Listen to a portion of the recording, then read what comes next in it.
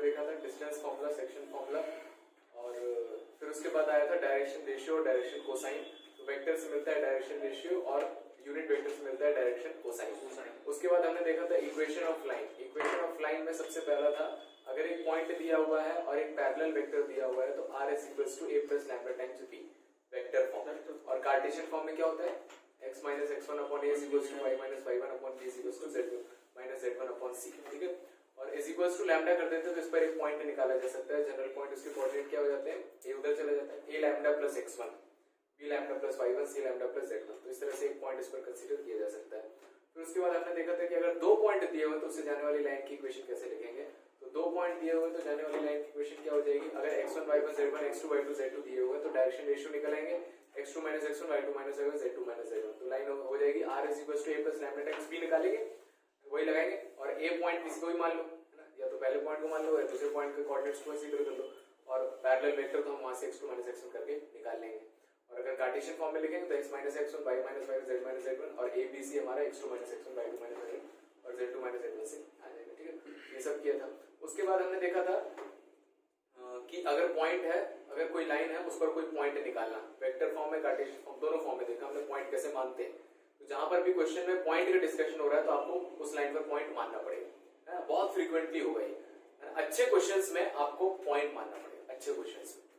तो ज्यादातर क्वेश्चन जो आते हैं फुट ऑफ परपेंडिकुलर वाले, तो फुट ऑफ परपेंडिकुलर हमने क्वेश्चन किया था, फुट ऑफ परपेंडिकुलर निकालना था, तो उस लाइन पर एक पॉइंट मान के क्या किया था, डायरेक्शन रेशियो का प्रोडक्ट 0 कर दिया था, तो उससे हमें लैम्डा की वैल्यू मिल गई, तो पॉइंट मिल गई। अब उसके बाद हमें निकालना पड़ सकता है ये लेंथ ऑफ परपेंडिकुलर, तो डिस्टेंस फॉर्मूला लगा के वो लेंथ ऑफ परपेंडिकुलर निकाल सकते हैं। ठीक है, आगे बढ़ते हैं हम।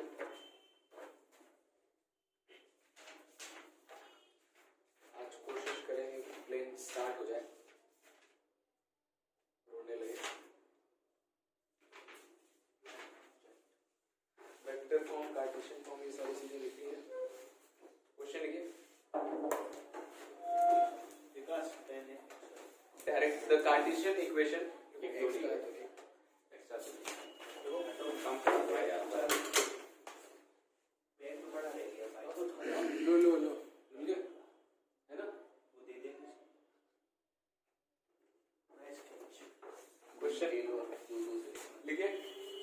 Cartesian equation of a line, Cartesian equation of a line are, the Cartesian equations of a line are 6x minus 2 is equals to 3y plus 1 is equals to 2z minus 2. Find its direction ratios and vector equation of line. Find its direction ratios and vector equation of line.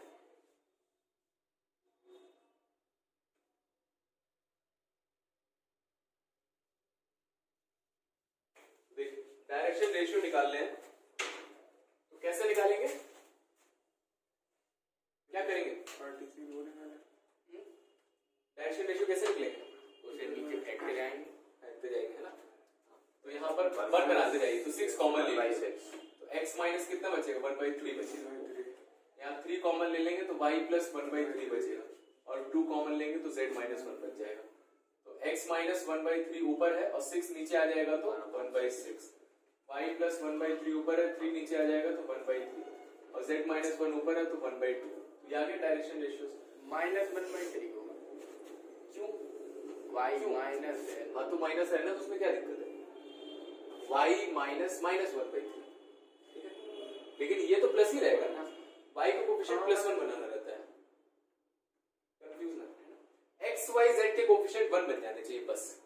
इसके बाद जो नीचे लिखा हुआ है वो a b c की value है, तो a आ गया 1/6, b आ गया 1/3 और c आ गया 1/2। तो डायरेक्शन रेशियोज कितने आ गए, 1/6, 1/3, 1/2। इसको और सिंप्लीफाई किया जा सकता है, किससे मल्टीप्लाई करना है, 1/2 से कर ना, ऐसे मल्टीप्लाई कीजिए डिनोमिनेटर में कुछ ना बचे, 6 से मल्टीप्लाई करो, है ना, तो ये 1 बन जाएगा, ये 2 बन जाएगा और ये 3, है ना। ये आ गया डायरेक्शन रेशियोज। उसके बाद क्या पूछा है, वेक्टर इक्वेशन ऑफ लाइन। तो अब देखिए vector equation of line r is equals to, point क्या है बताइए, 1/3, हाँ x1 कितना है 1/3, x2 कितना है, y1 कितना है -1/3 और z1 कितना है 1। तो r is equals to a plus lambda times b। तो a आ जाएगा 1/3 i कैप और -1/3 j कैप और plus k cap plus lambda times b vector I cap plus 2j cap plus 3 i plus 2j plus 3k। आई बात समझ? Yes sir. लिख लीजिए जल्दी। माइनस y वाले में x minus x1 y minus y1, तो माइनस लेके आएंगे तो इसमें एक माइनस बच जाएगा। अच्छा फॉर्मूला फॉर्मूला उससे कंपेयर किया तो y माइनस y1 से y1 की वैल्यू आ गई -1/3।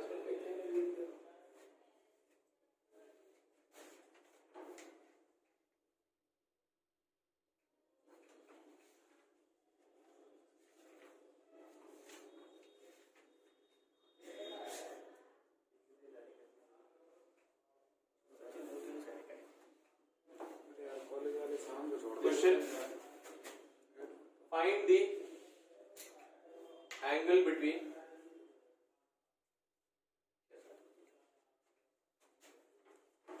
x minus 2/3 is equals to y plus 1/-2 is equals to comma z is equals to 2 and ये सब कल लिख दिया था आपने। कल लेकिन कॉन्टेक्स्ट चलिएगा z plus 5/2। दो लाइन के बीच का एंगल कैसे निकालते हैं? उनका सर वो डायरेक्शन दो लाइन के एंगल ए क्रॉस बी नहीं आपने cos थीटा बताया था। हाँ a dot B upon not model. हाँ तो a डॉट b कैसे है? a और b कैसे है? सर A1 A2 I के मान बना ले सर ये 2 2y cap plus j cap plus -2b cap. Sir ये तो है क्या है? a वेक्टर और b वेक्टर क्या है? a वेक्टर यहाँ से b वेक्टर यहाँ से क्या क्या है यहाँ पर? 3i के 3i minus 2j और यहाँ से बनेगा 0 और 1 3/2 और यहाँ से 2 ये वाला b1 पैरेलल वेक्टर मैंने बताया था। दो लाइन के बीच का एंगल मतलब उनके पैरेलल वेक्टर के बीच का एंगल है ना। और पैरेलल वेक्टर निकालना तो यहाँ से पैरेलल वेक्टर इसका निकलेगा b1 जो नीचे से आता है डायरेक्शन रेशियो से और यहाँ से पैरेलल वेक्टर निकलेगा। निकालिए सर सीधे सीधे करते हैं A1 A2 plus B1 B2 plus C1 C2 equals to 0 zero क्यों करोगे? नहीं आया zero cos theta sorry cos theta क्यों करोगे? कौन सा फॉर्मूला है? ठीक करते हैं सर अब। वो कैसे कर दोगे? फिर उसका फॉर्मूला लगाओ नहीं तो अच्छे से। फॉर्मूला क्या होता है पता है?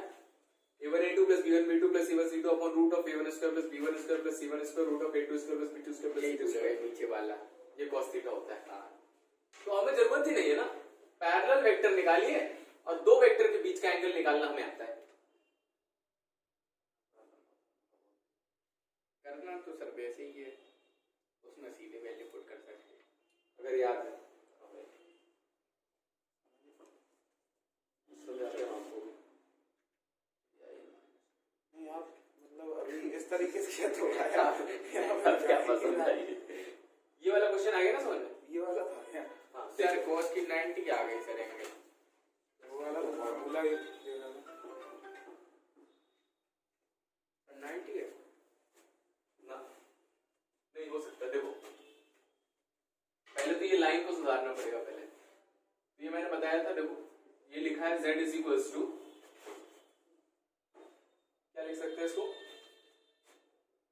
-2 इज इक्वल्स टू 0 और 0 को लिख सकते हैं 0 इंटू लैम्डा। 0 नीचे ले आए ये आगे लैम्डा के बराबर। तो पहली लाइन लिखी हुई है x minus 2/3 y plus 1/-2 z minus 2/0। ठीक है तो ये लाइन की कार्टेशियन फॉर्म लिखी है। पॉइंट क्या है 2 -1 2 और पैरेलल वेक्टर क्या है 3i minus 2j plus 0j। इसका पैरेलल वेक्टर इसको b1 बोल देता हूं 3i minus 2j और 0j। आई बस समझ में।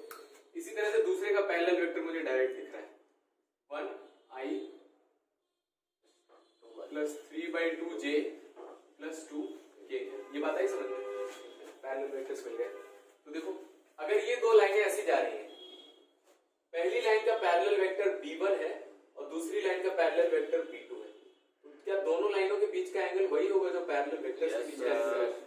तो इनके बीच का एंगल निकालना है, तो दो वेक्टर के बीच का एंगल निकालने का फॉर्मूला हमें पता है, cos theta is equals to B1 dot B2 upon mod B1 mod B2। देखा कितना है, इसको लगाएंगे तो 0 आ जाएगा, थीटा आ जाएगा 90 डिग्री। आया समझ में, है ना? याद रखिए एंगल निकालना है मतलब वेक्टर के बीच का एंगल निकालना है, वेक्टर ढूंढ के लेके आना है बस, वरना ऐसे बहुत सारे फॉर्मूले हैं। प्लेन के लिए अलग फॉर्मूला आएगा, फिर दो प्लेन के लिए, फिर प्लेन और लाइन के लिए अलग फॉर्मूला आएगा, फिर तो हम निकालते रह जाएंगे। याद तो आ गया, लेकिन वहां पर याद नहीं आएगा ना इतने सारे फॉर्मूले।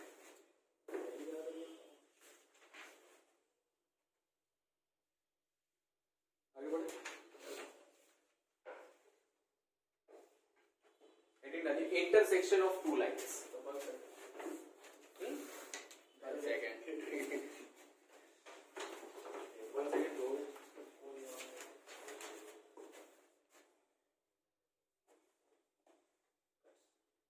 Intersection of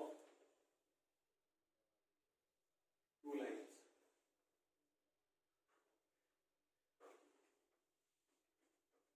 Intersection of two lines. What are you having? देखिए, तो दो लाइनें हैं, ये तीन तरह से हो सकती है, चार तरह से हो सकती है, क्लियर है? बताइए कैसे कैसे हो सकती है दो लाइनें? पैरेलल हो सकती है, इंटरसेक्शन का अपोजिट। हाँ तो उस टॉपिक पर अभी आएंगे, है ना? मैं सिचुएशन आपको बर्ड व्यू बता रहा हूँ क्या क्या होगा। तो देखो लाइनें पैरेलल हो सकती हैं, लाइनें इंटरसेक्ट कर सकती हैं, ठीक है, और कोइंसिडेंटल एक के ऊपर एक दो लाइनें, है ना? बनाई ना, दोबारा बनाई, तो ये दो लाइनें तो दो लाइनें पैरेलल हो सकती है, इंटरसेक्टिंग हो सकती है, कोइंसिडेंटल हो सकती है, और एक और वैरायटी होती है इसकी, ये स्क्यू लाइन। मतलब ये तो ना पैरेलल है, ना इंटरसेक्टिंग है, ना कोइंसिडेंटल है। तो सर देखो ऐसी बात, ये पैरेलल, ठीक है, इंटरसेक्टिंग, कोइंसिडेंटल और स्क्यू लाइंस। इसको 2D में देखोगे तो क्या लगेगा, कहीं ना कहीं इंटरसेक्टिंग, लेकिन 3D में देखेंगे तो ये लाइनें कहीं पर इंटरसेक्ट नहीं करेंगी। आराम से ये ऐसे निकल जाएगी इनफाइनाइट, और ये ऐसे निकल जाएगी। देखो ना तो ये पैरेलल है, ना इंटरसेक्टिंग, ना कोइंसिडेंटल है। 3D में एक और लाइन आ जाती है, क्या होती है, स्क्यू लाइंस। आया समझ, ठीक है? तो अब देखिए इसमें क्या क्या होगा कि अगर लाइन पैरेलल है तो क्या पूछेंगे भाई, उनके बीच का डिस्टेंस बता दीजिए। अगर लाइनें स्क्यू है तभी उनके बीच का कुछ डिस्टेंस होगा, जैसे लाइन ऐसे जा रही है तो इनके बीच का डिस्टेंस मतलब ये वाला पॉइंट और ये वाला पॉइंट, इसके बीच का डिस्टेंस आएगा। तो इसमें भी क्या पूछते हैं, इन दोनों लाइन के बीच का डिस्टेंस। इन दोनों के लिए डिस्टेंस के फॉर्मूले होते हैं, हम देखेंगे अभी कैसे करेंगे, ठीक है? इस लाइन को कुछ भी नहीं पूछते हैं, इसमें कोइंसिडेंटल है, ठीक है? और इसके लिए क्या निकालना पड़ता है, पॉइंट, इंटरसेक्शन पॉइंट, ठीक है? तो ये इंटरसेक्शन ऑफ लाइन। तो सबसे पहले हम क्या करते हैं, इसका और इसका फॉर्मूला देख लेते हैं। यस सर, सिर्फ फॉर्मूला भेज दो, फिर उसके बाद आगे बढ़े हैं। तो इंटरसेक्शन ऑफ लाइन उसके बाद कर लेंगे। इसका फॉर्मूला देखिए कैसे निकालते हैं। तो फॉर्मूला बस जरूरत है हमें, है ना, प्रूफ की जरूरत नहीं है। तो पहली लाइन की इक्वेशन है r is equals to a plus lambda times b, ठीक है? और दूसरी लाइन की इक्वेशन भी r इज इक्वल्स टू, अब देखो इन दोनों में क्या चीज सेम होगी, क्या इसका पैरेलल वेक्टर, इसका भी पैरेलल वेक्टर होगा, है ना? तो लैम्डा b है तो यहाँ पर म्यू b, वही वेक्टर आ जाएगा। कुछ कॉमन लेके, हो सकता है अलग अलग हो, लेकिन कुछ कॉमन लेंगे तो सेम आ जाएगा, सेम वेक्टर्स आ जाएंगे। तो b वेक्टर तो मैंने सेम रखा, a वेक्टर इसका पॉइंट का पोजीशन वेक्टर है और इसके पॉइंट का पोजीशन वेक्टर, तो ये अलग अलग होगा, तो इसको a1 बोल दिया और इसको a2 बोल दिया। आई समझ? ये जो लाइन है इसकी इक्वेशन ये तो कंप्लीटली डिफरेंट होगा, a1 plus lambda times b1, और इसके लिए हो जाएगा r is equal to a2 plus mu times b2। एक ही क्वेश्चन में जब दो लाइन लिखते हैं तो लैम्डा म्यू उस तरह से चलता है अलग अलग, ठीक है। तो इनके बीच का जो shortest distance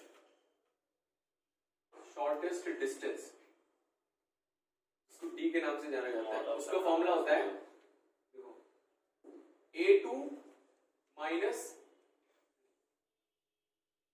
b1 cross b2 dot a2 minus a1 upon b1 cross b2 का मॉड, इस पूरे का मॉड। ये फॉर्मूला होता है, इसको याद रखना है, ठीक है। क्या है फॉर्मूला? तो पैरेलल वेक्टर का क्रॉस प्रोडक्ट और नीचे उसका मॉड, क्रॉस प्रोडक्ट और उसका मॉड, और यहाँ डॉट जो इनके पॉइंट्स हैं a2 माइनस a1 वेक्टर, ठीक है, याद रखना है। इसी से देख के कुछ कुछ है मिलता जुलता। यहाँ पे डिस्टेंस जो दी आती है वो होती है b1 क्रॉस b2। अब यहाँ पे दोनों सेम है तो b हो जाता है, सिर्फ b, डॉट की जगह क्रॉस हो जाता है a2 माइनस a1, और नीचे किसका मॉड आ जाएगा? b का ही मॉड आएगा, और इसका पूरे का आएगा। शॉर्टेस्ट डिस्टेंस क्यों बोल रहे हैं? शॉर्टेस्ट डिस्टेंस इसलिए बोल रहे हैं क्योंकि जब दो वेक्टर इस तरह से जा रहे हैं, दो लाइनें, तो इनमें बहुत सारी डिस्टेंस, कोई ऐसे निकाल सकता है इस पॉइंट से इस पॉइंट की डिस्टेंस, ऐसे भी निकाल सकता है कोई, है ना, ऑल्दो हमें निकालने की जरूरत नहीं है। लेकिन डिस्टेंस अगर मेजर करना है, आपसे बोला जाए कि आप इस लाइन पे खड़े हो और इधर जाना है, तो सबसे पहले क्या करेंगे? जैसे मान लो यहाँ खड़े हो तो सबसे पहले हम इधर जाएंगे और फिर इधर जाएंगे, डिस्प्लेसमेंट, है ना। तो सबसे पहले क्या करेंगे हम? जब भी मूव करते हैं दो ऑब्जेक्ट्स के बीच में, तो शॉर्टेस्ट डिस्टेंस के थ्रू जाते हैं, इसलिए उसके बीच में कैसा डिस्टेंस निकालते हैं? Shortest distance. ऐसे भी क्वेश्चन आते हैं कि भाई बताइए इस पॉइंट से इसका डिस्टेंस बताइए, तब जब वैसा आएगा तो हम निकालेंगे, है ना, जब हमें एकदम स्ट्रेट नहीं जाना है। ये दो फॉर्मूले हो जाते हैं। अब इंटरसेक्टिंग लाइन का देखिए कॉन्सेप्ट क्या है, सुनिएगा। तो कैसे निकालेंगे इंटरसेक्शन पॉइंट? तो पहली लाइन की इक्वेशन दी हुई है r is equal to a1 plus lambda times b1। इस लाइन की इक्वेशन दी हुई है r is equal to a2 plus lambda times b2। ये बात है समझ में, ठीक है। ये पॉइंट A जो है दोनों पर है, दोनों पर है। तो पॉइंट A के कोऑर्डिनेट, पॉइंट A के कोऑर्डिनेट मैं इस लाइन को ऐसे लिख लेता हूं, r is equals to a1 जो वेक्टर होगा वो मान लिया मैंने x1 i cap, y1 j cap और z1 k कैप, पॉइंट्स दिए होंगे। लैम्डा टाइम्स b1 वेक्टर जो होगा a1 i, b1 j, c1 k। इस लाइन के मान लिया मैंने x2 i, y2 j, z2 k, lambda है यहां पर म्यू कर दीजिए, प्लस म्यू टाइम्स इसको मान लिया मैंने a2 i, b2 j और c2 k। इस तरह से लाइन दी हुई है पूरी, ठीक है। तो देखिए ये पॉइंट जो है ये दोनों लाइन पर है ना। तो पहली लाइन से जो जनरल पॉइंट आएगा, अगर मैं पहली लाइन से एक की कोऑर्डिनेट निकालूं या फिर दूसरी लाइन से ए के कोऑर्डिनेट निकालूं, दोनों सेम आने चाहिए क्योंकि पॉइंट तो सेम ही है, चाहे पहली लाइन से निकालो चाहे दूसरी लाइन से निकालो, है ना। तो पहली लाइन से बताओ ए के कोऑर्डिनेट क्या लिख सकता हूं मैं? अगर ये दिया हुआ लाइन की इक्वेशन, तो जनरल पॉइंट क्या लिख सकते हैं? x2 प्लस म्यू a2 कल बताया था, फिर y2 plus mu b2 and z2 plus mu c2। हाँ जी सर, बराबर क्यों आने चाहिए जबकि a1 b1 और c1? अच्छा ये बताओ, तो अंतर होगा। 2x plus y is equals to 3, 5x minus y is equals to 4। a के कोऑर्डिनेट निकाल रहा हूं मैं, ठीक है। मान लो अगर मुझसे बोल दिया जाए कि a के कोऑर्डिनेट यहां से 1,4 आ रहे हैं, इसको सेटिस्फाई कर रहे हैं, तो मैं इससे निकालूंगा तो a के कोऑर्डिनेट कितने आएंगे? अकेली एक लाइन से कैसे निकाल सकते नहीं, कैसे भी निकाल लिया हमने, इन दोनों को सॉल्व करके निकाल सकते हैं ना। तो a के वो कोऑर्डिनेट क्या आएंगे? यही आएंगे, कोऑर्डिनेट तो सेम आएंगे ना, चाहे आप इससे निकालो चाहे इससे निकालो। आई बात समझ में? जैसे मान लो इसका पॉइंट निकालना है, x एक्सिस x कोऑर्डिनेट 1 दिया हुआ है, y कोऑर्डिनेट निकालना है। तो बताओ y कोऑर्डिनेट मैं इससे निकालूंगा और इससे निकालूंगा, दोनों से अलग अलग आएंगे? सेम आएंगे ना। तो इसीलिए a के पॉइंट अगर मान लीजिए आप इसका जनरल पॉइंट लिख रहे हो एक जैसा भी बनेगा और उससे जो लिखेंगे दोनों सेम आएगा क्योंकि पॉइंट तो सेम ही है। उससे क्या लिखेंगे बताइए A2 वाले से x1 plus lambda x1 plus lambda A1 और y1 plus lambda B1 Z1 plus lambda C1 lambda C1। ठीक है, तो हम देखो क्या करेंगे, पहली लाइन से जनरल पॉइंट निकालेंगे और दूसरी लाइन से जनरल पॉइंट निकालेंगे और अगर ये इंटरसेक्ट कर रही है, इफ लाइंस आर इंटरसेक्टिंग तो क्या हो जाएगा, इसका x कोऑर्डिनेट इसके बराबर होगा, दूसरे वाले से x कोऑर्डिनेट के बराबर होना चाहिए। और क्या होना चाहिए, y2 plus mu b2 should be is equal to y1 plus lambda b1। ठीक है, तो दो इक्वेशन आ गई। वेरिएबल कितने हैं यहाँ पर, दो है। कौन कौन से, लैम्डा एंड म्यू। तो इन दोनों को सॉल्व करके लैम्डा म्यू की वैल्यू आ जाएगी। और तीसरा वाला क्या आ गया, z2 plus mu c2 is equal to z1 plus lambda c2। तो इन दोनों को सॉल्व करके लैम्डा और म्यू की वैल्यू फाइंड आउट कर लेंगे। C1 उस तरफ, ठीक है। तो इन दोनों को सॉल्व करके लैम्डा म्यू की वैल्यू निकालेंगे और रख के देखेंगे क्या ये तीसरे सेम आ रहा है। तो लैम्डा म्यू की कुछ वैल्यू के लिए कोई वैल्यू जो भी होगी तीनों सेम हो सकते हैं। तो लैम्डा और म्यू की उस वैल्यू के लिए ये तीनों पॉइंट सेम हो जाएंगे। तीनों पॉइंट सेम हो जाएंगे मतलब ये बराबर हो जाएगा। तो आप चाहे म्यू की वैल्यू यहां पर रख देंगे या फिर लैम्डा की वैल्यू यहां पर रख देंगे तो ए पॉइंट मिल जाएगा आपको। क्वेश्चन करेंगे तो इसमें ज्यादा अच्छे समझ में आएगा। इतना नोट कर लीजिए। नहीं फिर इसकी शॉर्ट ट्रिक, पहले लॉन्ग ट्रिक तो बताओ ना, ढंग से तरीका कौन सा है करने का। फिर शॉर्ट ट्रिक लगाएंगे। शॉर्ट ट्रिक कैसे लगाएंगे, भाई ये दो लाइनें दी हुई, ये पूछा इंटरसेक्शन पॉइंट और चार ऑप्शन दिए तो पॉइंट निकाल के रख देंगे।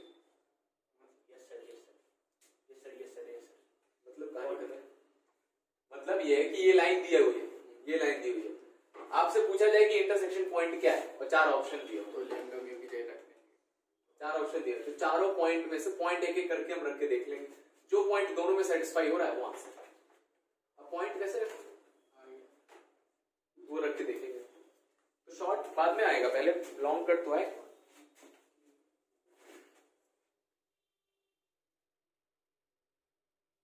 अगर ये बराबर नहीं आया तो लाइन इंटरसेक्टिंग नहीं कर रही है तो फिर क्या होगा, और कोई हो सकती है, देखना पड़ेगा। ये कैसे पहचानेंगे, A1 A2 equals to B1 B2 does not equals to C1।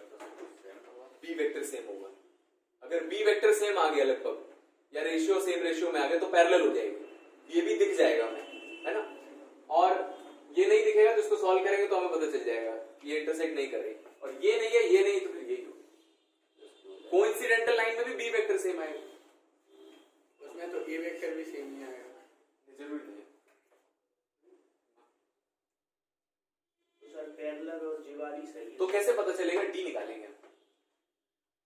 अगर डी जीरो आ गया तो कोइंसिडेंटल है और डी जीरो नहीं आया तो उसमें तो डी निकालने कोई प्रॉब्लम नहीं। पैरेलल इसमें अच्छा पैरेलल वाले इसमें कितना डिस्टेंस, कोइंसिडेंट, इसमें जीरो।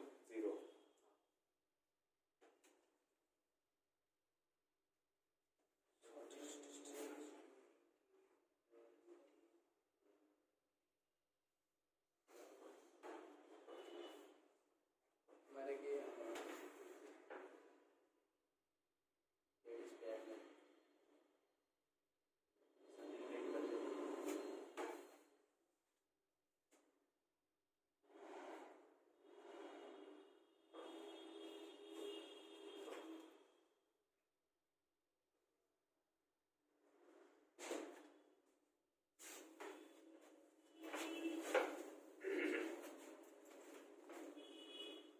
बस फॉर्मूला याद रखिएगा,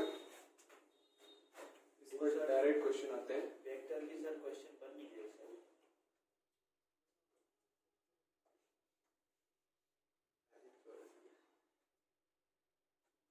बोर्ड के पॉइंट ऑफ व्यू से बहुत इंपॉर्टेंट है।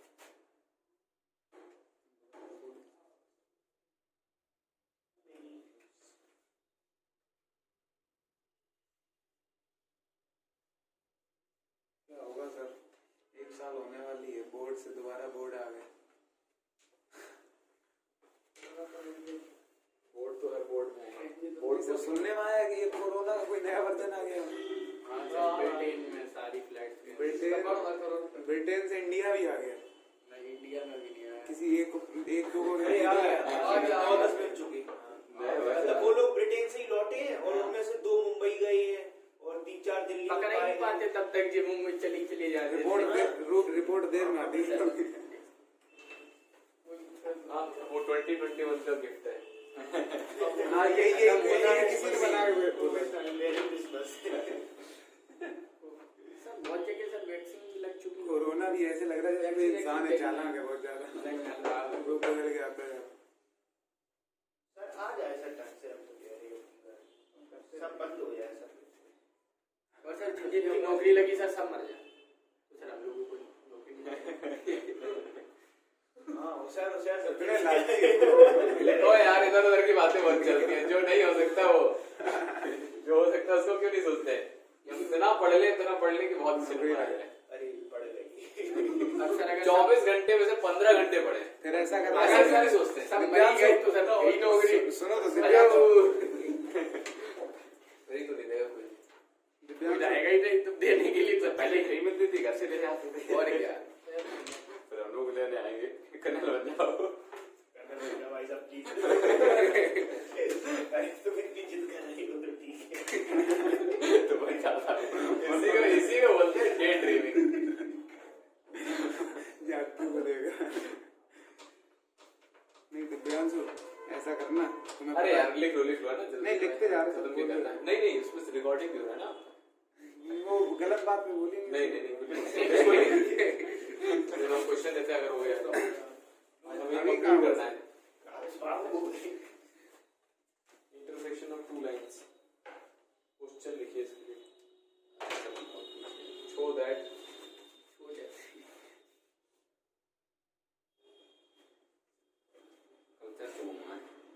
x minus 1/2 कपड़े हो गया। y minus 2/2 equals to z minus 3/4 and Abhijit बाद में बातें होती है। Yes sir. x minus 4/5 equals to y minus 1/2 equals to z intersect find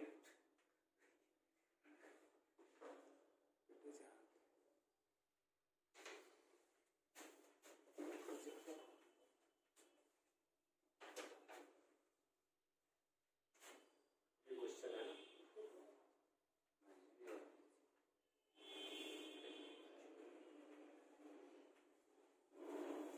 इसका फॉर्मूला कहाँ से स्टार्ट है कहाँ खत्म?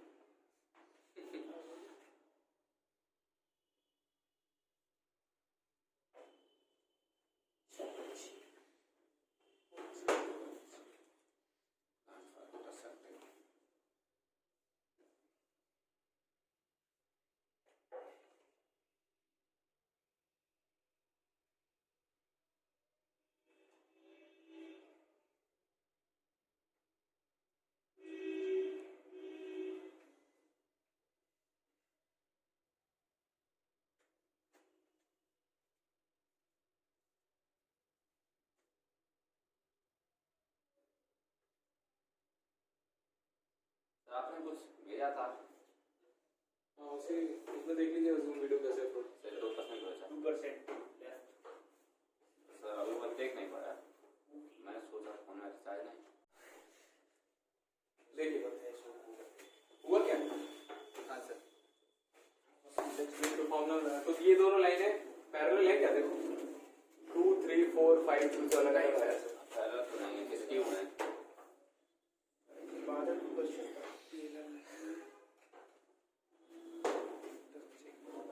देखिए है ना ज्यादा टाइम नहीं लगेगा इसको सॉल्व करने में। तो सबसे पहले ऊपर वाली लाइन तो ठीक लिखो, नीचे वाली लाइन सही से नहीं लिखी। इसको कैसे लिखेंगे। इससे हम अगर निकालेंगे तो लास्ट वाला पॉइंट नहीं आएगा। बताइए z-0 x माइनस मैंने बताया था 5 y minus 1/2 is equals to z लिखा हुआ है। इस इक्वल्स टू क्या होता है लैम्डा। इसको देख लेते थोड़ा। तो z is equal to lambda लिखा हुआ है, मतलब z is equal to 1 into lambda लिखा हुआ है। z minus 0/1। हाँ, ये क्या लिखा हुआ है? z minus 0/1 is equal to lambda. आया समझ में? तो कहीं पर 0 आएगा, कहीं पर 1 आएगा नीचे। तो अगर z minus 2 z is equal to कोई कांस्टेंट लिखा होता तब वो आ जाता। यहाँ पर कितना आ जाएगा? z minus 0/1 is equal to lambda. तो देखिए, तो अगर ये दोनों लाइनें हैं, इनका इंटरसेक्शन पॉइंट a मान लिया, तो पॉइंट a के कोऑर्डिनेट इस लाइन से क्या हो जाएंगे? तो इसको लैम्डा के बराबर कर दिया, इसको लैम्डा के बराबर कर दिया, तो इसको म्यू के बराबर कर दो। कितना आएगा इस कोऑर्डिनेट? 2 mu plus 1। ये बात आई समझ में?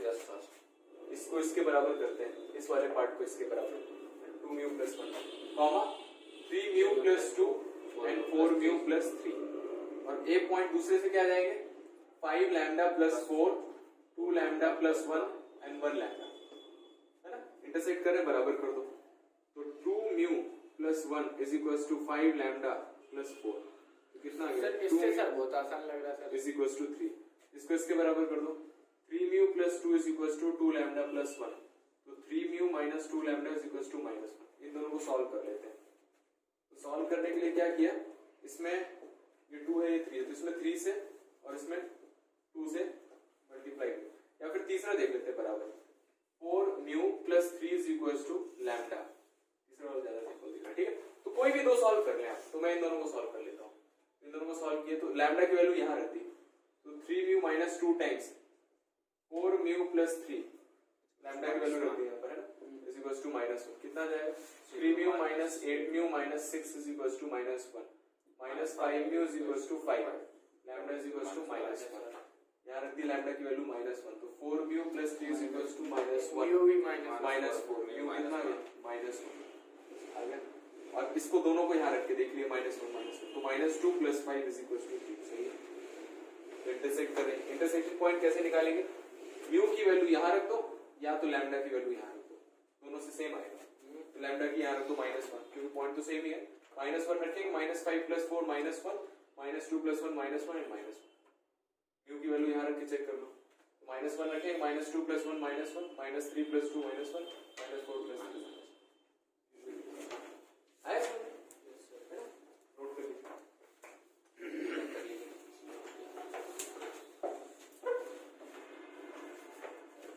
ये आपकी लाइन कॉन्सेप्ट खत्म हो गया।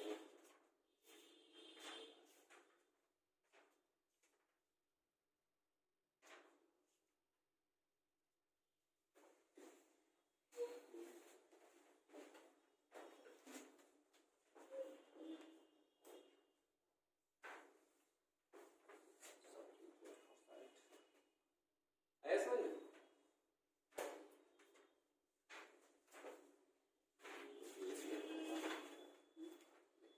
क्वेश्चन करते हैं थोड़ा।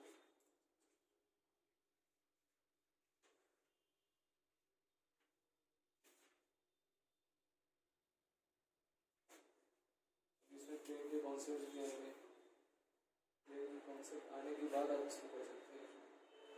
कितने सिंपल सिंपल क्वेश्चन दिए हैं।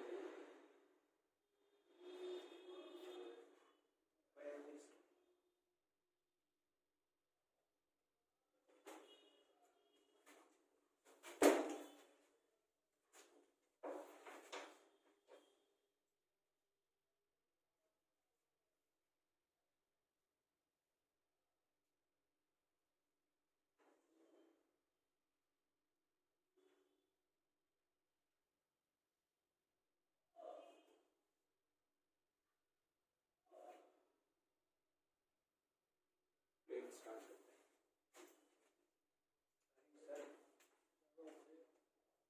देख लीजिए। सर कल कर लेना सर। कल बताया था ना आपने 7:30 बजे तक लेंगे क्लास। लेकिन सर आपने सर मजाक समझा इसे कैसे किया? फिर आपने कुछ और भी कह दिया था, चलो देखेंगे कुछ ऐसा ही। ये समझ में आया कि नहीं? वो तो आ गया, लेकिन अब सर तो क्या दिक्कत है? ये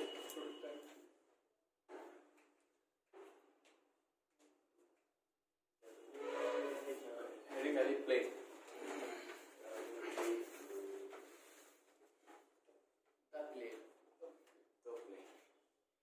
क्या लगाते हैं? इज्जत देने अमिताभ बच्चन।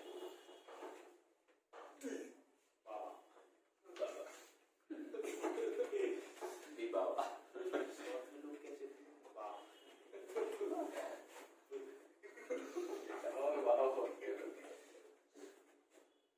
सर एक बाबा दे रहा और बनाया जाए 2-4 दुकानें छोड़ दी गई बाबा जाके बैठ जाए हमारी दुकान। आओ। सोच रहे किस दिन कब ले ले देखिए द प्लेन, सबसे पहले जनरल छोटे से ही बाबा पढ़ाने पड़ता था, बाबा black sea. General equation of plane. Plane कैसा दिखता है? ऐसा दिखता है ax plus by plus cz plus d is equal to 0।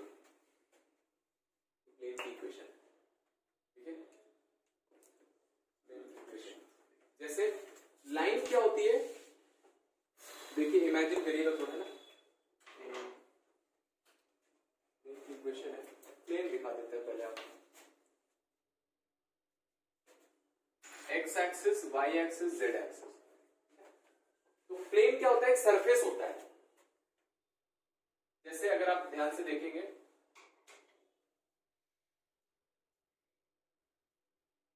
तो यहां पर ये है ZY प्लेन, यस सर। समझ रहे हैं? नीचे वाला है XY प्लेन, यस सर। और इधर वाला क्या है? XZ plane. तो ये मेन 3 प्लेन होते हैं जो एक तीसरे के परपेंडिकुलर होते हैं। एक दूसरे 3 है ना? हाँ, एक दूसरे बोलेंगे XZ के परपेंडिकुलर, ZY के XZ के प्लस Y के परपेंडिकुलर, ठीक है। तो ये 3 मेन प्लेन होते हैं। वैसे बहुत सारे प्लेन हो सकते हैं, है ना? जैसे ये एक बोर्ड का एक प्लेन है, एक इसके सामने वाला प्लेन हो सकता ये ऐसे प्लेन हो सकता है, इस तरह से प्लेन हो सकता है, किसी एंगल में प्लेन हो अरे सकता है। सर वो 3D और 8 होते हैं सर, ये तो बात बता 8 ऑफ 10 होते हैं। हाँ 6D की पूछ रहा था वो सर हम लोगों ने कहाँ पढ़ी थी पता है? वो जो सर एक और आपने उस दिन क्लास दिलवाई थी ऊपर, हाँ, उन्हीं ने बताया था सर दूसरे ने। वो तो हमने बताया था। 3D से ऊपर जो होते हैं 4D, 5D, 6D, 7D, 100D, 1000D तक होता है। हमारे यूनिवर्स में नहीं होते। आप यहाँ अपने यूनिवर्स में आ जाइए, 3D होते हैं। देखिए 3D हो गया, 3D हुआ नहीं हो रहा है। तो मेन प्लेन कैसे? 3 प्लेन है, XY, YZ, ZX प्लेन, ठीक है। तो सोचिए मैंने XY प्लेन पर एक लाइन बनाई, XY प्लेन पर एक लाइन बनाई नीचे, ठीक है। और इस लाइन की इक्वेशन है 2x plus y is equal to 3। XY plane पर लाइन की इक्वेशन ऐसी होती है। एक्चुअल में क्या है? यहाँ पर 0z गायब है ना? Yes sir. अब बताओ, तो इस पॉइंट पर आने वाले सारे, इस लाइन पर आने वाले सारे पॉइंट इसको सेटिस्फाई करेंगे, ठीक है। इस पॉइंट की सारी लाइन, ठीक है। अब सोचिए मैं इस लाइन से थोड़ा सा ऊपर आता हूं, जैसे ये XY प्लेन है और ये लाइन है, ठीक है। ये लाइन है, ये लाइन है, इसकी इक्वेशन ये है। अगर बताइए इस लाइन को मैं ऐसे कर दूंगा तो क्या इक्वेशन चेंज होगी उसके टर्म्स यस में? सर। Z डायरेक्शन में मैंने मूव किया है, Z में मूव किया है, तो बताइए अगर यहां पर XY को ये सेटिस्फाई कर रहा है, जैसे मान लीजिए ये कोऑर्डिनेट है 2,1 जो कि उसको सेटिस्फाई कर रहा है, ठीक है। मैं Z में मूव किया, Z में तो 0 है यहां पर अभी तो। Yes sir. जब मैंने Z डायरेक्शन में मूव किया तो क्या Z चेंज होगा? बस यस सर। Z चेंज होगा तो X में चेंज नहीं होगा। No, तो sir. पहले 2,1 उसको सेटिस्फाई करा तो अभी भी करेगा। Yes sir. तो बेसिकली इस लाइन को आप ऐसे पूरा मूव करोगे अंदर भी और बाहर भी, तो भी ये इसके सारे पॉइंट उसको सेटिस्फाई करेंगे। तो एक्चुअल में ये लाइन की इक्वेशन नहीं लिखी है, ये क्या गया? पूरा प्लेन की प्लेन आ गया। आई समझ में? तो 2D की जो लाइन होती है 3D का क्या हो जाता है? प्लेन हो जाता है, इसीलिए इसको प्लेन की इक्वेशन बोलते हैं। ये लाइन लिखी हुई है ना? अगर Z हटा दे तो 2D की लाइन है, 3D में क्या रिप्रेजेंट करता है? प्लेन। और 2D का पॉइंट सोचो 3D में क्या रिप्रेजेंट करेगा? हाँ, अगर ये 2,1 है ना, तो अगर मैं Z डायरेक्शन में मूव करूंगा ऐसे बहुत सारे पॉइंट आ जाएंगे जहां पर 2,1 होगा, है ना, और Z चेंज होता जाएगा। तो 2D का जो पॉइंट है वो 3D की क्या हो जाती है? सर लेकिन जेड चेंज होता जा रहा तो पूरी इक्वेशन ही बदलती जाएगी हर बार। क्यों बदलती जाएगी? 0 लगा उसके साथ। 0 में जेड का वैल्यू बचता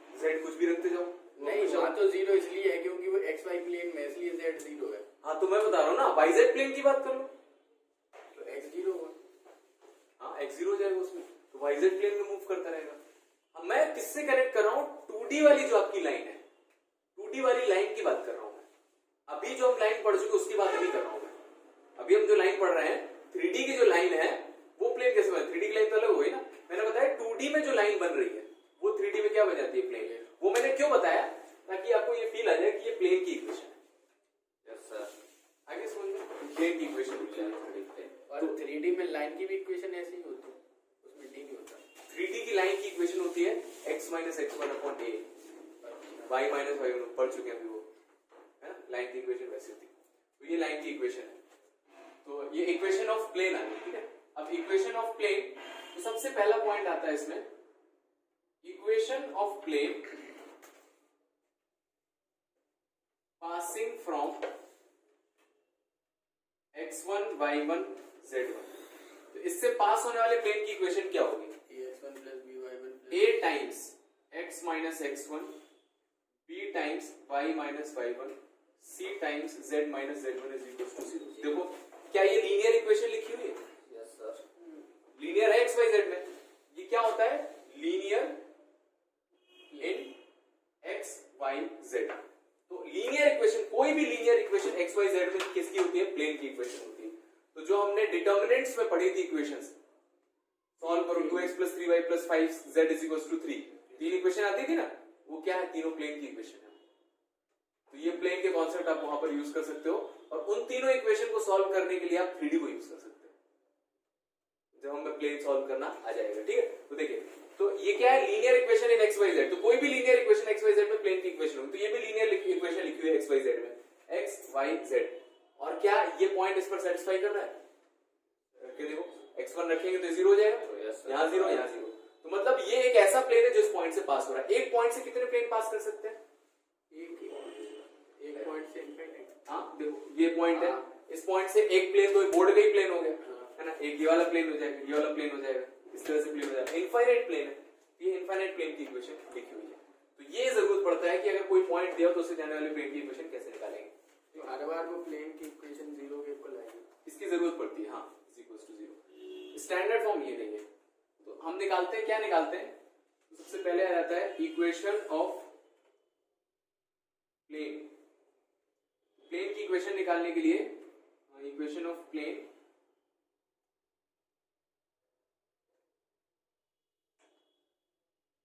passing from a point and perpendicular to a given vector। देखिए, तो फर्स्ट टाइप ही आता है इक्वेशन ऑफ प्लेन। तो इक्वेशन ऑफ प्लेन निकालना है तो कार्टेशियन फॉर्म हमेशा यही होगी, वेक्टर फॉर्म थोड़ी चेंज होगी। तो देखो, एक प्लेन ऐसा निकालना है, मान लो ये प्लेन है, प्लेन का शेप कैसा होता है, कैसा भी नहीं होता है, अपनी मर्जी के अनुसार आप कैसा बना दीजिए, है ना। प्लेन तो इनफाइनाइट है, तो ये प्लेन की इक्वेशन निकालनी है, और मुझे बोला गया कि इस पर एक पॉइंट है, पॉइंट ए है, जिसका पोजीशन वेक्टर है ए, क्या ए वेक्टर, ठीक है। तो जैसा बताया कि इस पॉइंट से जाने वाले इनफाइनाइट प्लेन है, तो इनफाइनाइट प्लेन है, लेकिन मुझे एक और वेक्टर दिया गया है, ये है एन वेक्टर। बोला गया कि वो प्लेन बताइए जो इसके परपेंडिकुलर है। तो देखो, जैसे एक पॉइंट ये है, इस पॉइंट से जाने वाले इनफाइनाइट प्लेन में बना रहा हूं, एक प्लेन ये हो गया, ये दूसरा प्लेन है, ये तीसरा प्लेन है, आ रहा है समझ में, इस पॉइंट से पास कर रहे हैं, और ये एक वेक्टर दिया हुआ है। बताइए इनमें से कितने प्लेन होंगे जो इस वेक्टर के परपेंडिकुलर होंगे, एक ही होगा, है ना, ये वाला जो प्लेन है, बाकी सारे परपेंडिकुलर नहीं होंगे। तो अगर मुझे एक नॉर्मल वेक्टर दिया हुआ है और एक पोजीशन वेक्टर ए दिया हुआ है, तो इस प्लेन की इक्वेशन होती है r vector equals to r dot n is equals to a dot n। इसको याद रखिए, ठीक है। तरीका इसका सिंपल है, कैसे, r वेक्टर क्या है, x y z, कोई भी जनरल पॉइंट, ठीक है। तो ये वेक्टर अगर मैं निकालूंगा तो इसको क्या बोलते हैं, r माइनस ए वेक्टर है, r माइनस ए वेक्टर, r माइनस, और क्या बताओ, ये वेक्टर है और ये परपेंडिकुलर, तो प्लेन के परपेंडिकुलर, तो इस लाइन के परपेंडिकुलर होगा, तो इसका डॉट प्रोडक्ट 0 होगा, तो dot N is equals to 0। Dot product 0 कर दिया, यहीं से आ जाता है are dot N minus A dot N is equals to 0। तो पहला फॉर्म ये याद रखना है, are dot N is equals to A dot N. आई बात समझ में? तो पहला तरीका क्या है, अगर आपको एक नॉर्मल वेक्टर दिया हुआ प्लेन का और पॉइंट दिया तो प्लेन की इक्वेशन होती है are dot N is equals to A dot n. ये कौन सी फॉर्म है? Vector form. कार्टेशियन फॉर्म कैसे निकालेंगे? कार्टेशियन फॉर्म कैसे निकालते हैं? कार्टेशियन फॉर्म के लिए कुछ नहीं करना है, सिंपल क्या करेंगे, आर की वैल्यू रख देना एक्स आई प्लस वाई जे प्लस जेड। कार्टेशियन फॉर्म ऐसी फॉर्म आ जाएगी। नोट करिए, ठीक है?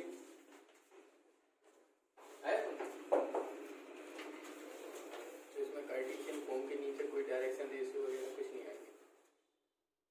आएगा भी, इसी के बाद बताने वाला। हाँ, इसमें कार्टेशियन फॉर्म में नहीं आएंगे डायरेक्शन रेशियो, प्लेन के काम होते हैं प्लेन के, लेकिन नॉर्मल के होते हैं। नॉर्मल के फिर वो डायरेक्शन रेशियो का होती है, यूनिट वेक्टर की वो आएगी। नॉर्मल वेक्टर भी एक वेक्टर है, नॉर्मल वेक्टर। अच्छा, तो उसके नीचे वाले डायरेक्शन लिखिए लिखिए इसको।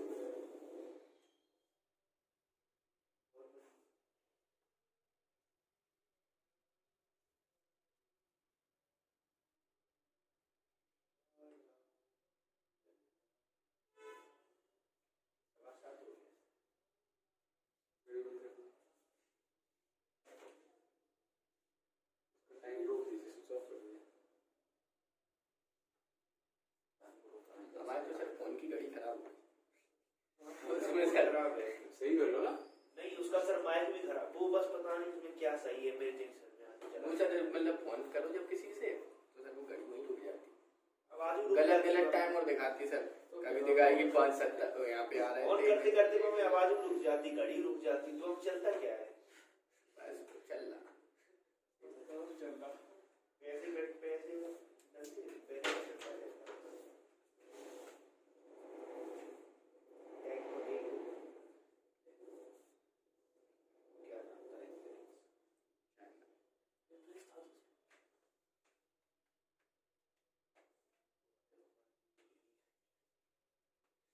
फॉर्मूला याद रखिएगा ना, आपको n वेक्टर दिया जाएगा और पॉइंट दिया जाएगा, तो पक्की पक्का इक्वेशन आप निकाल सकते हैं आराम से, कुछ ज्यादा मेहनत करने की जरूरत नहीं।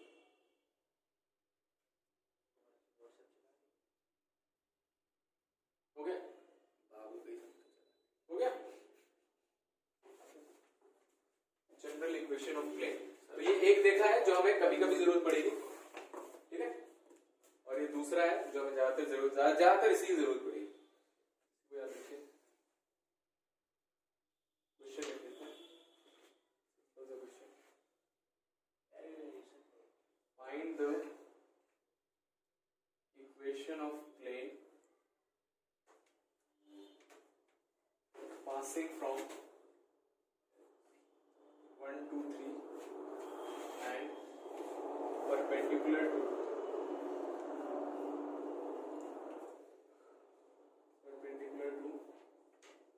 I minus 2j minus 3।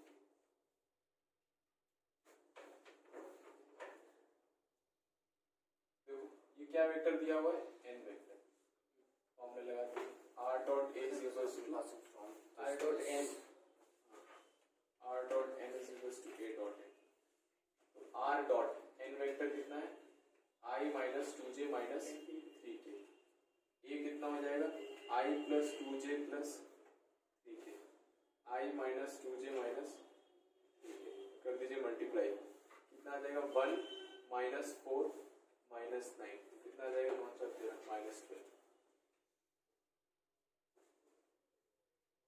ये आ जाएगा r dot I minus 2j minus 3k is equals minus to 11 आएगा।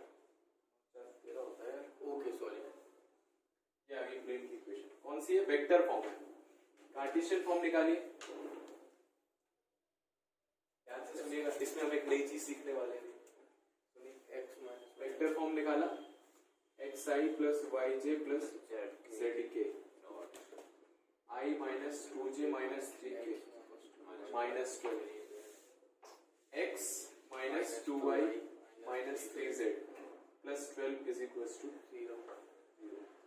इसको कंपेयर करते हैं अगर ax plus by plus cz plus d is equals to 0, तो a कितना है 1, b minus 2, c minus 3. देखो ये क्या है, कौन सा वेक्टर है, परपेंडिकुलर नॉर्मल वेक्टर. इसके जो कोफिशिएंट हैं वही यहां पर आए 1 minus 2 3. तो अगर हमें कोई प्लेन की इक्वेशन ऐसी दी हुई है तो क्या मैं नॉर्मल वेक्टर बता सकता हूँ तुरंत? Yes sir. अगर इस तरह से इक्वेशन दी हो तो नॉर्मल वेक्टर क्या होगा, ए आई बी जे और सी के. तो A B C normal vector के क्या दिए हुए हैं, ये क्या होते हैं, ये पोजीशन वेक्टर ना. नॉर्मल वेक्टर के क्या है, ये DRS डायरेक्शन रेशियो है ना. तो यहां से हम पॉइंट लिखेंगे, point to be noted for ax plus by plus cz plus d is equals to 0. Direction ratios drs of normal vector कितना हो जाता है, a, b, c. बहुत ही इंपॉर्टेंट पॉइंट है.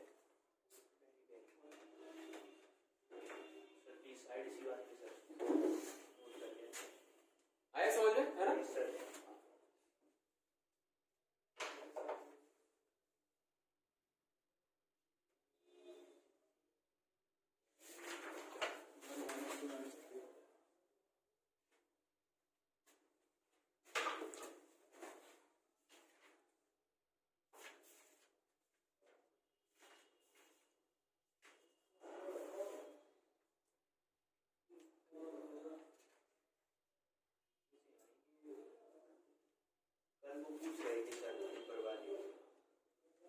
कितने में छूटती है, मैं 7-10 बता दिया था. कह दिया था कल डेट छोड़ेंगे 7:15 तक. क्वेश्चन आ गया होगा समझ में, है. क्वेश्चन एक हमने कर लिया. तो एक फॉर्म देख लिया हमने, पहला form r dot n vector is equals to a dot n vector. Second form लिखिए उसमें इक्वेशन ऑफ प्लेन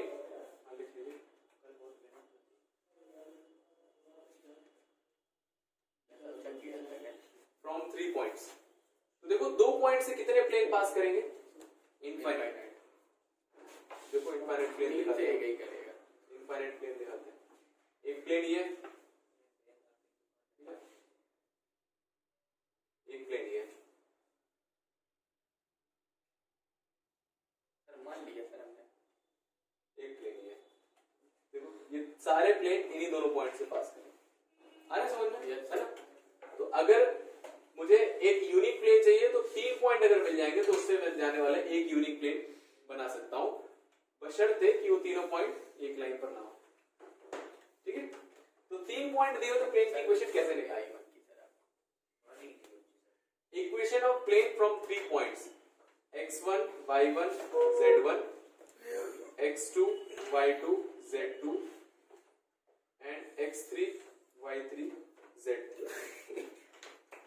देखो प्लेन की इक्वेशन वैसे तो बहुत लंबा तरीका है, लेकिन शॉर्ट तरीका ये है.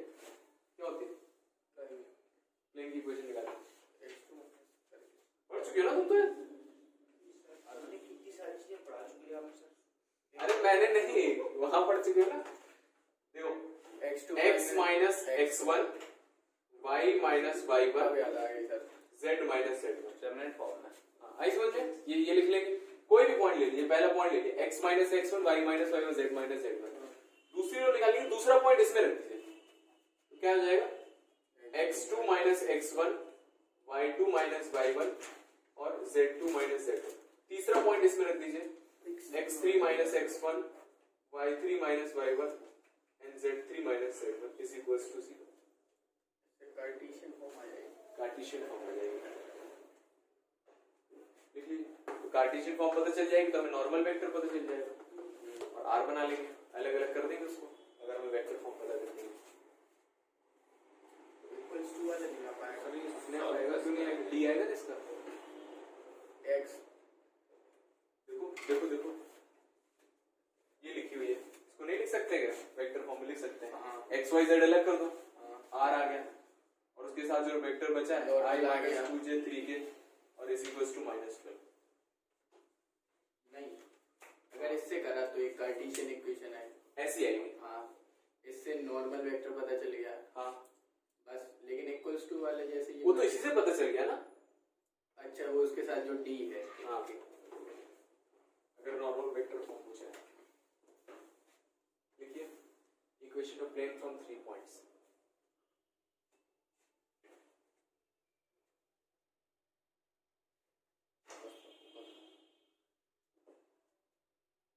थर्ड टाइप है equation of plane having intercepts A, B, C on X, Y, Z axis.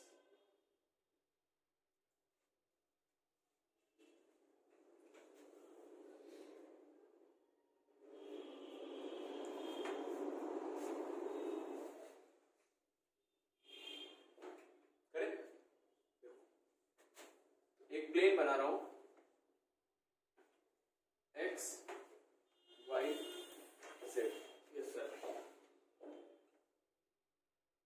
ये प्लेन आ रहा है समझ में। प्लेन X पर कट कर रहा है A, Y पर कट कर रहा है B लेंथ और Z पर कट कर रहा है C लेंथ। इस प्लेन की इक्वेशन क्या होगी? लाइन की इक्वेशन पता है? इंटरसेप्ट फॉर्म में x upon a y upon b z upon c z upon c is equals to 1। Yes sir. बस सर अब Last. नहीं लास्ट ऊपर से not the least normal form of line, normal form of plane. कल की छुट्टी वैसे कल की छुट्टी है। हाँ इसीलिए चला ना फ्राइडे सैटरडे छुट्टी हो गई है। संडे की भी हो गई, संडे की भी हो गई। तो नहीं सर, हमें चाहिए नहीं सर, हमको कल क्या चर्च तो बंद है सर, क्या करेंगे सर? पढ़ाओ। चर्च बंद है। लिखो लिखो चर्च की छुट्टी नहीं है, हमारा चर्च बंद है। चर्च में बाहरी लोग क्यों प्रवेश वर्जित कर दिया? टेस्ट है आपका, टेस्ट है। कहाँ है? आपने कहा हाँ, था मतलब आपने सर टेस्ट कहा है था सर, सबसे पहले एक हफ्ते पहले तो था। बस तैयारी कम से कम 3 दिन पहले आपने बोला था कुछ। वेक्टर का टेस्ट है। अरे सर कब सर? तो सर जहाँ से डिफरेंशिएशन का भी ले लो, अभी इतना नहीं लिख पाएंगे और लिख लेंगे सर बाद में। अगले हफ्ते का तो कुछ तो है। संडे को रख लो सर शाम को। नहीं सर, संडे को नहीं सर कल भी नहीं है, परसों मंडे को मतलब 3 दिन हो गए। संडे को चलिए कोई बात नहीं, मैं कवर कर लूंगा पीछे।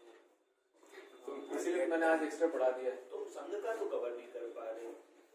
कवर हो गया, वो 3D पढ़ लिया हमने अपना दोनों वीडियो। दोनों लेक्चर देख लिए। बताइए आपने देखे कभी? हम सर मिसिंग नहीं करते सर क्लास। वो 6:30 बजे तो छोड़ा था कॉलेज, 6 बजे छोड़ा, 6:30 6:40 पे कल यहीं से निकले शाम में। सोचा क्या है, लिखो लिखो 10 मिनट में। लास्ट वाला फॉर्म आप देख लेते हैं। सिंपल है, बहुत ही सिंपल है, इसी जैसा है। देखिए लास्ट वाले फॉर्म में क्या है, क्या क्या पता रहेगा हमारे पास, क्या क्या ज्ञात है। सर आपने सर बता दो 4 दिन में कॉपी भर दी सर। सर ने नहीं भरी, तुमने भरी। मैंने नहीं भरी, आपने। इतना महंगा रेट तो नहीं जाता सर। देखो सर इतना मोटा नहीं जैसा मैं लग रहा था, चलेगा नहीं। अब मुझे लग रहा है 1 महीने में भरेगा। देखो तो इसमें हमें क्या ज्ञात होगा, क्या पता होगा? ज्ञात है सर। हिंदी हमने तो यही पढ़ा है यूपी बोर्ड से ना, मैं भी लिखते हैं सोचते ना। ज्ञात कीजिए। ज्ञात कीजिए। ज्ञात है विनोदे एबीसी का मान निकालना है। चलिए विनोदे इसका मान निकालना है। तो नॉर्मल फॉर्म ऑफ प्लेन क्या होती है? नॉर्मल फॉर्म, अगर कोई प्लेन है एक्स वाई जेड, कोई एक्स वाई जेड प्लेन है,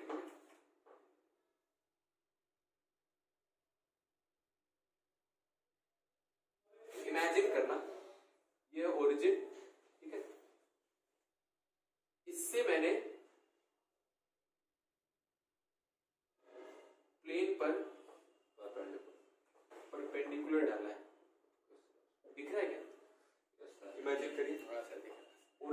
मैंने प्लेन पर परपेंडिकुलर डाला है, ठीक है, और इसके अलोंग एक नॉर्मल यूनिट वेक्टर दिया हुआ दिया जाएगा आपको, है ना, और ये डिस्टेंस दी जाएगी।